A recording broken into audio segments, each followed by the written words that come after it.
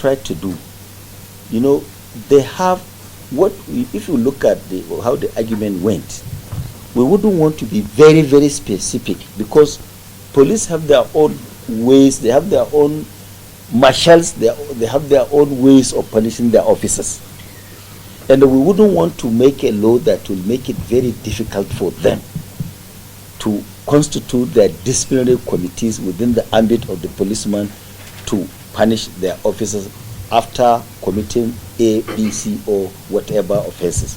We have been very, very careful on doing that. But if a police officer has to go to a court of law, then he will be subjected to the same punishment that will be meted on any other citizen of Nigeria. So you don't recommend any fine? What I'm saying is, we have the police, they have their own specific ways of punishing officers, and we didn't want to go deep into that. So in other words, you don't recommend any fine? I'm not saying that clearly. That's what you want. Part of the things you want to. What specifically do you want to find out? Is it 5 years or 2 years? No, 2 million or 1 million? No. These are for people causing police officers to do certain behavior. But for a person to impersonate, for instance, to say that people who kidnap, mostly they impersonate, they put police uniform or military uniform as if they are military officers or they are police officers. Those ones, we said 5 million or 2 years imprisonment. 5 million naira fine or 2 years imprisonment. That is what the Senate agreed.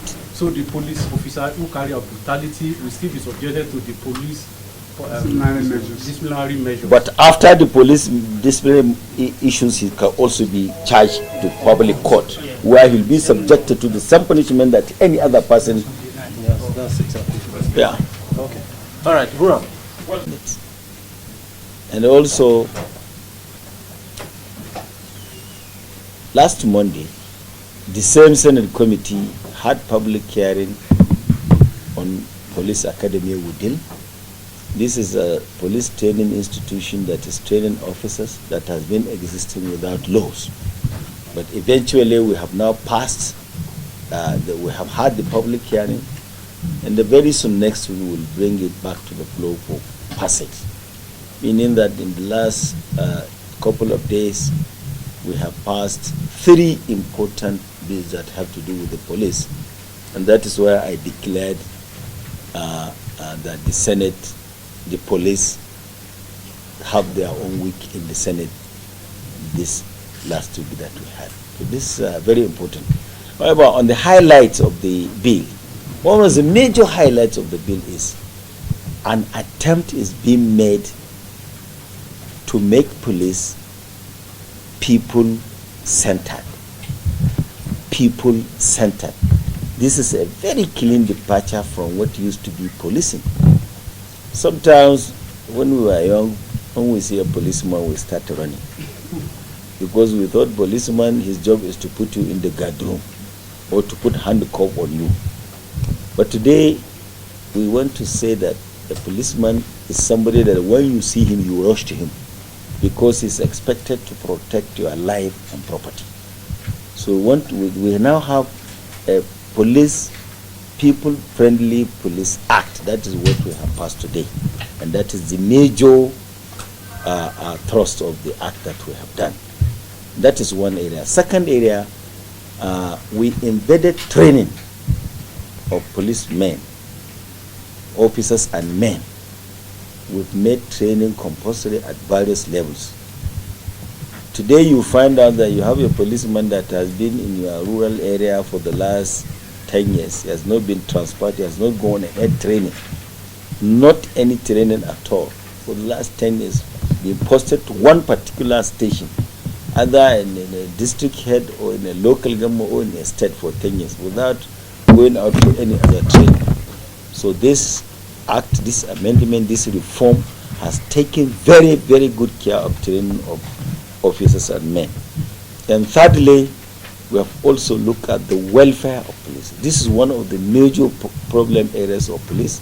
That's why they are always accused of being corrupt. But if your welfare is not being taken care of, the tendency is that you can go or any other side to survive. That is why we feel that we have to put a stop to that.